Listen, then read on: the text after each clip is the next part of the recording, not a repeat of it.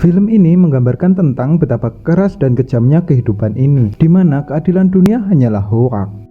Yo Pri, sebelum lanjut saya minta tolong support channel ini agar saya bisa melakukan pengajuan monetize. Tentunya ben aku gak jadi beban keluarga terus, lelah Pri jadi beban keluarga.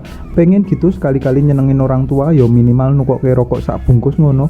Karena kalau nyenengin pasangan saya nggak bisa, wong aku iki jomblo. Iya.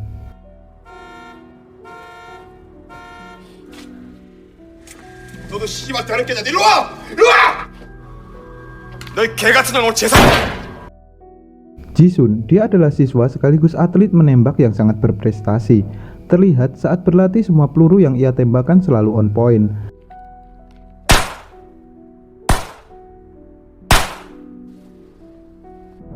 Tapi kehidupannya hancur setelah ia diperkaus oleh gondes-gondes yang haus akan kancrut. Penderitaannya semakin dalam setelah insiden kecelakaan yang menimpa dirinya. Dan inilah The Lost Coins.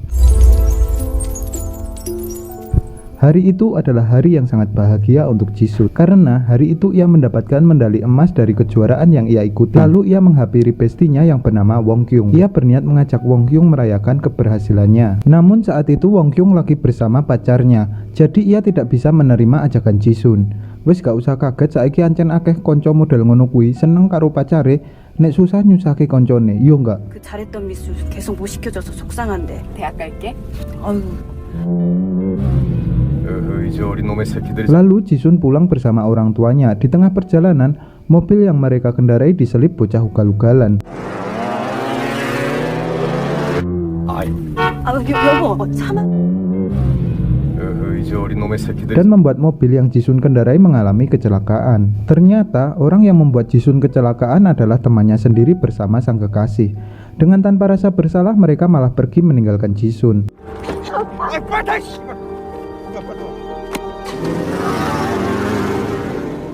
Singkat cerita, kini Jisun telah dewasa dan bekerja di sebuah perusahaan tekstil bersama bestinya. Akibat kecelakaan itu orang tua Jisun meninggal dan dirinya pun harus mengalami cedera otak yang membuat dirinya klamet, gagap, atau kesulitan berkomunikasi. Hari itu atasan mereka yang sudah tua bangka dan tidak tahu diri ini mengatakan bahwa sebentar lagi akan diadakan pengangkatan karyawan tetap. Pak tua ini ingin mengangkat mereka menjadi karyawan tetap, tetapi dengan satu syarat, mereka harus mau tidur dengannya. 정도 가려서 인사부에 정규직으로 추천하게 돼. 우리 라인 비정규직 인원 중에서 난 원경 씨를 추천하고 싶은데. Ketika malam hari, Jisun mendengar suara aneh dari kamar Wong Kyung. Ternyata malam itu Wong Kyung dianiaya oleh pacarnya. Jisun pun mencoba untuk menyelamatkan Wong Kyung dari siksaan sang kekasih. Tapi Jisun malah mendapat perlakuan kasar dari Chang Be. Chang Be juga memperingati Jisun agar tidak terlalu ikut campur dengan urusannya. 씨발 밤 변하지 돌아간다 진짜. 가라. 넌 재수없어 씨발년아 족같은 년아. Paginya, ketika jam istirahat kerja, Jisun menyarankan agar Wong Kyung meninggalkan kekasihnya yang kasar itu. Tapi Wong Kyung menolaknya, karena ia menganggap hanya Chang Be lah yang mau menerima dirinya.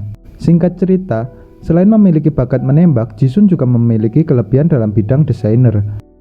사고로 말하는 게 힘들다 했죠? 네.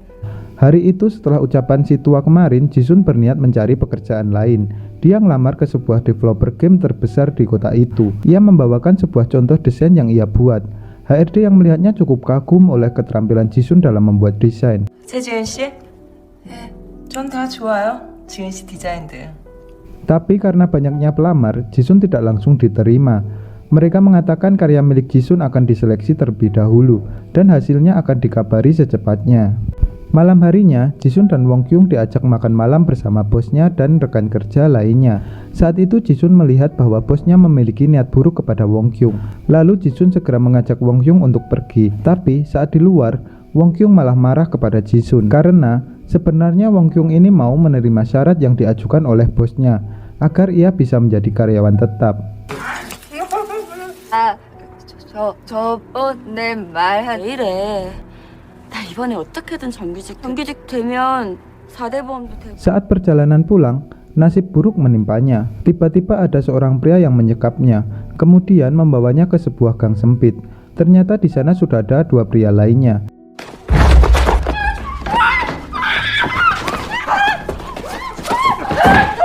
Mereka ini adalah berandalan yang berniat merampok Jisun. Tapi karena Jisun ini fresh grade dan masih pink, mereka juga memperkaos dirinya secara bergiliran. 뜸들이지 말고 좀 빨리 박아. 오케이.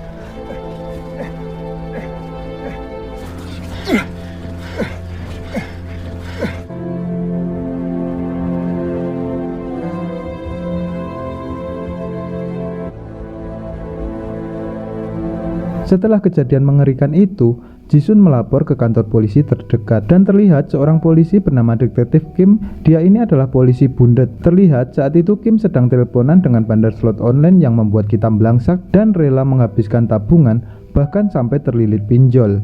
기다리세요. 원금 어떻게든 채워드릴 테니. Ketika membuat laporan, terlihat Detektif Kim tidak serius menanggapi Jisun. Ia malah mengira Jisun mengada-ada dan membuat laporan palsu. Ia juga mengatakan, "Halah gini ki nggo kathok lepis. Angel lo nyopot kathok lepis ki. Kamu kan cuma gagap, bukan bisu. Pastinya kamu ini bisa berteriak. Ben ono warga yang membantumu. Nek jan kowe iki diperkaos lho kuwi." 아니 치마도 아니고 깎인 청바지 입으셨네? 벗기기가 이게 쉽지가 않은데. 말은 잘 못해도 소린 지를 수 있잖아. Melihat tanggapan Kim, Jisun sangat kecewa kemudian pergi dari tempat itu. Tak lama kemudian, datanglah polisi wanita yang bernama Detektif Kang. Ia bertanya apa yang dilaporkan oleh Jisun. Kim mengatakan bahwa ia melapor sebagai korban pemerkosaan. Kang pun marah kepada Kim karena membiarkan Jisun pergi dan tidak serius menanggapi laporannya. 그런 년들이 한둘이냐고. 지금 상 치고 있는지 진짜 강간당했는지 그거 어떻게 아는데? 일이나 똑바로 하시라고요. 아 이게 진짜 보자마자 Penderitaan Jisun juga tidak berhenti di situ, Bre. Saat tiba di rumahnya, ternyata sudah ada salah satu pelaku yang menunggu dirinya dan berniat untuk meminta jatah tambahan. Ia bisa mengetahui rumah Jisun karena saat kejadian itu dia mengambil KTP miliknya. Jisun yang tidak ingin melepaskan kehormatannya begitu saja mencoba untuk melawan. Tapi karena mendapat pukulan yang sangat keras, Jisun pun pingsan. Kemudian pria itu pun memperkaos dirinya lagi.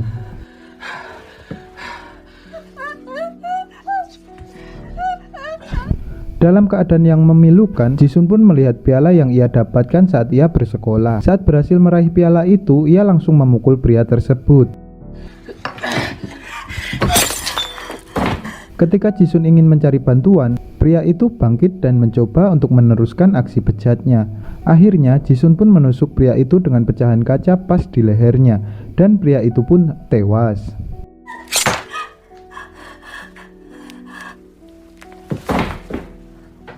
Setelah itu Jisun membersihkan dirinya dan tak lama kemudian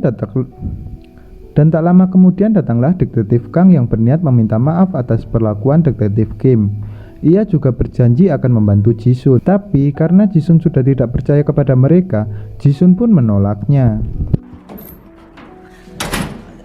Keesokan harinya, Jisun mendapat kabar dari perusahaan developer game yang ia lamar tempo hari. Walaupun Jisun diterima sebagai desainer seperti impiannya, terlihat ia sangat biasa saja karena insiden itu telah mengguncang psikologisnya. Ketika jam istirahat kerja, ia kembali didatangi oleh Detektif Kang. Di sini Kang kembali meyakinkan agar Jisun percaya kepada mereka. Tapi Jisun yang sudah kecewa kembali menolaknya dan meminta kasusnya untuk ditutup. 문 열어. Setelah menemui Jisun, Detektif Kang mendatangi adiknya yang dirawat di rumah sakit. Ternyata adiknya tersebut juga korban pemerkosaan dan membuat mentalnya terguncang. Hal itulah yang membuat Detektif Kang sangat peduli terhadap kasusnya Jisun. 주지 마세요. 나오세요, 다들. Di lain tempat, terlihat Kim sedang menemui bandar slot. Di sini Kim meminta jatah kepada mereka. 이전해야 된다니까. 빨리 원금 준비해. 알았어? Ketika akan pergi, ternyata gerak-gerik Kim sudah dicurigai oleh anggota kepolisian. Saat itu Kim belum ditangkap karena mereka masih membutuhkan Kim untuk menjebak bos binom Dot. Singkat cerita, setelah pulang kerja, Jisun memotong-motong tubuh si pria. Kemudian potongan tubuh itu dia masukkan ke dalam kulkas. Tapi karena kulkasnya Raamot, Jisun berniat membuang potongan tubuh yang tersisa. Ketika dalam perjalanan ia bertemu dengan detektif Kim. Kim berniat mengajak Jisun ke kantor untuk melanjutkan kasusnya, tapi untuk mempermudah kasus itu ia meminta imbalan sejumlah uang. Ketika Jisun ingin pergi, detektif Kim menarik tangannya dan membuat bingkisan yang Jisun bawa pun terjatuh. Setelah melihat isi bingkisan itu, detektif Kim pun berniat menangkap Jisun dan terjadilah adegan kejar-kejaran.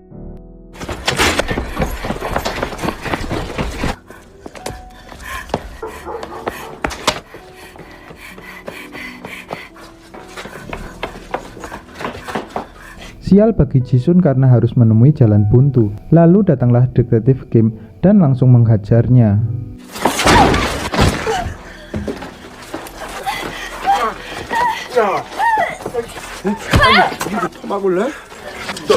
Seakan dunia tidak terima jika Jisun tertangkap, langit pun menangis, bre.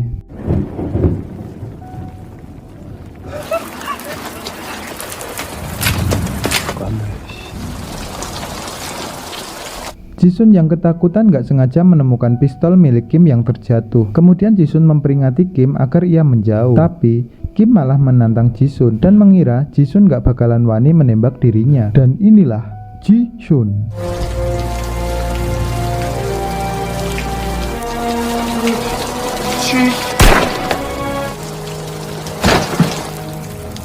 Hari itu sungguh hari yang berat untuknya. Saat itu juga sebenarnya Jisun berniat mengakhiri hidupnya.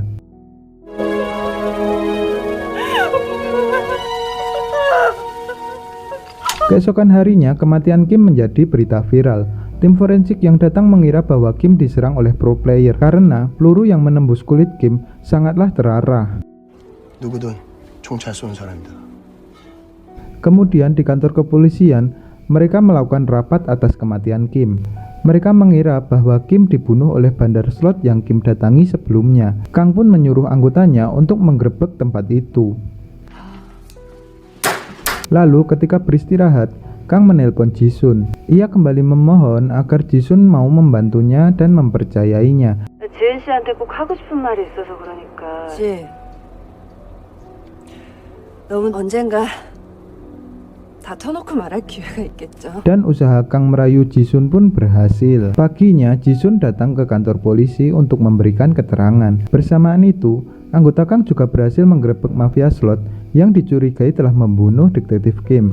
Dan ternyata dua pria yang memperkaos Jisun juga tertangkap saat itu. Jisun yang melihat kedua orang itu memutuskan untuk segera pergi dari tempat itu. Singkat cerita, kedua pria itu pun dibebaskan karena kurangnya barang bukti. Melihat bajingan yang sudah merusak dirinya hidup tanpa beban dan dosa, Jisun pun berniat untuk balas dendam. Lalu ia mencoba mengikuti mereka.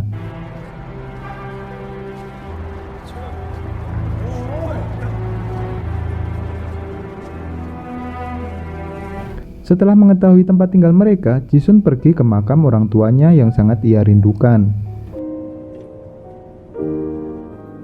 사람들이 못 찾게 도와줄래? 엄마하고. Singkat cerita, Jisun pun mengundurkan diri dari perusahaannya karena dia ingin fokus dengan tujuan balas dendamnya. 아니 왜 사표를? Saat dikontrakan, Jisun berpapasan dengan Chang Be. Ketika melihat darah di pakaian Chang Be, Jisun pun segera mencari Wong Kyung. Dan benar saja, ternyata Wong Kyung sudah sekarat setelah dihajar oleh Chang Be.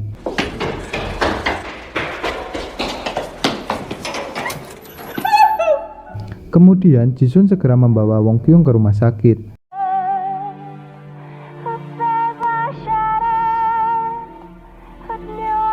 Setelah membawa Wong Kyung ke rumah sakit, ia kembali ke rumahnya dan berniat meneruskan balas dendamnya. Tapi sebelum itu, ia meninggalkan selembaran wasiat dan warisan kepada Wong Kyung. 세상이 우리한테 미안해야지. Jisun juga membersihkan kamar sahabatnya itu. Di sini Jisun menemukan helm yang ia kenali. Sebenarnya Jisun sudah mengetahui hal itu, tapi Jisun selalu legowo walaupun Wong Kyung selalu menyembunyikan kebenarannya. Begitu tulusnya Jisun kepada Wong Kyung ya bre, bahkan ia juga menganggap Wong Kyung seperti saudaranya sendiri. Singkat cerita, Jisun pun mulai melakukan aksinya. Di parkiran, Jisun memecahkan kaca mobil milik Chang Pei untuk menarik perhatiannya. 너도 씨발 다른 게냐 일로 와! 일로 와! Ketika Chang Pei muncul tanpa basa-basi, Jisun pun mengeksekusinya dengan gaya. 같은 놈 오늘 재산!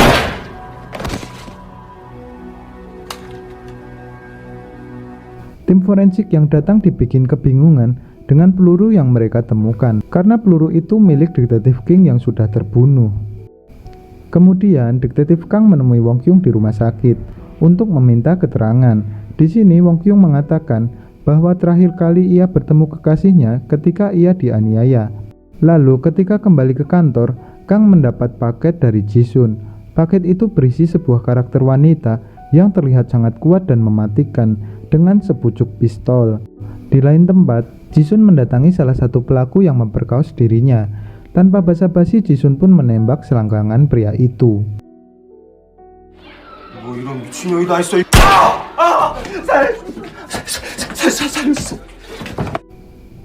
Dan mengakhirinya dengan satu tembakan headshot.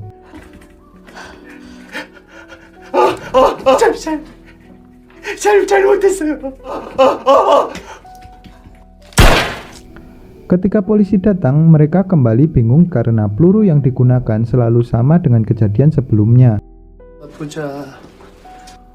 박 형사 총알 맞지? 문신하긴 했어? Saat kembali ke kantor, Detektif Kang mendapat panggilan karena hasil tes DNA dari barang bukti yang Jisun berikan waktu itu sudah keluar. Dan betapa terkejutnya Detektif Kang saat mengetahui hasil DNA itu sama dengan salah satu DNA korban. Kemudian Detektif Kang pergi ke rumah Jisun. Sampainya di sana, ia langsung mendobrak pintu kamarnya. Saat di dalam kamar Jisun, ia menemukan buku diary miliknya. Di dalam buku itu, Jisun menuliskan penderitaan yang selama ini ia alami. Dan tiba-tiba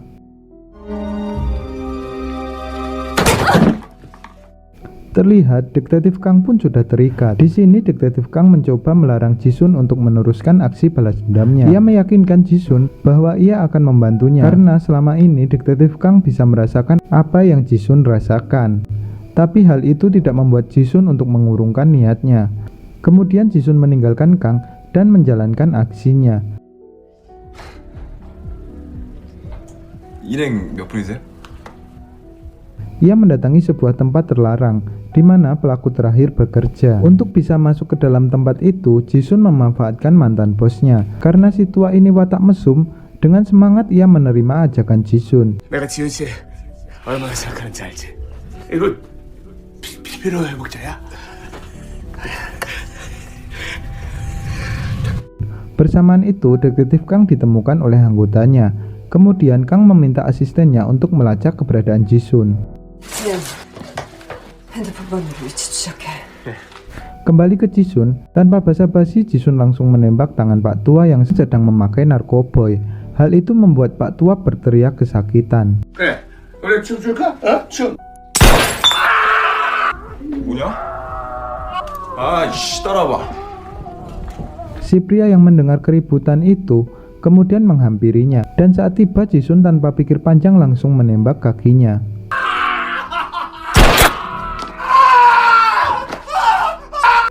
Bang Gondes pun hanya bisa merangkak kesakitan dan meminta ampun saat akan dieksekusi.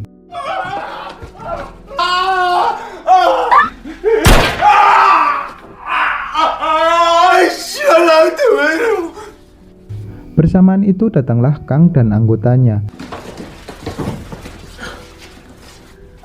지은 씨, 총 내려요.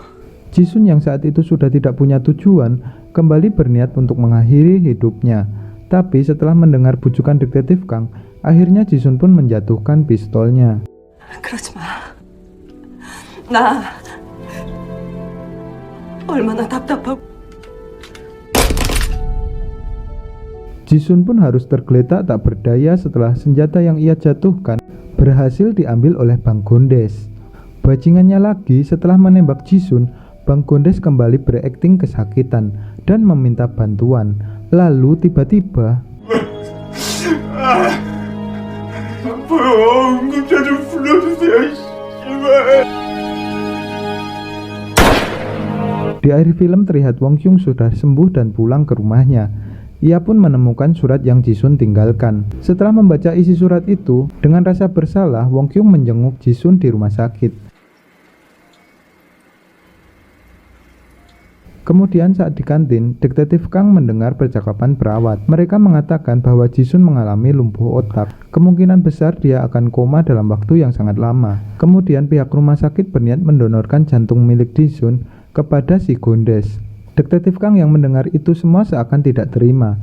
Lalu ia berencana untuk mengakhiri hidup si Gondes. Tapi tiba-tiba ia menghentikan aksinya dan memilih mengakhiri hidupnya Jisun.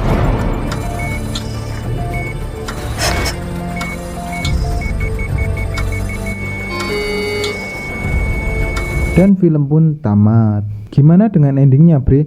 Kalian setuju nggak kalau Jisun mati daripada jantungnya itu dikasih kepada pria yang telah merusak kehidupannya? Komen di bawah ya, Bre. Hikmah yang bisa kita ambil dari film ini adalah jangan merusak hidup orang jika kamu nggak mau kualat. Saya Pacar undur diri. Assalamualaikum.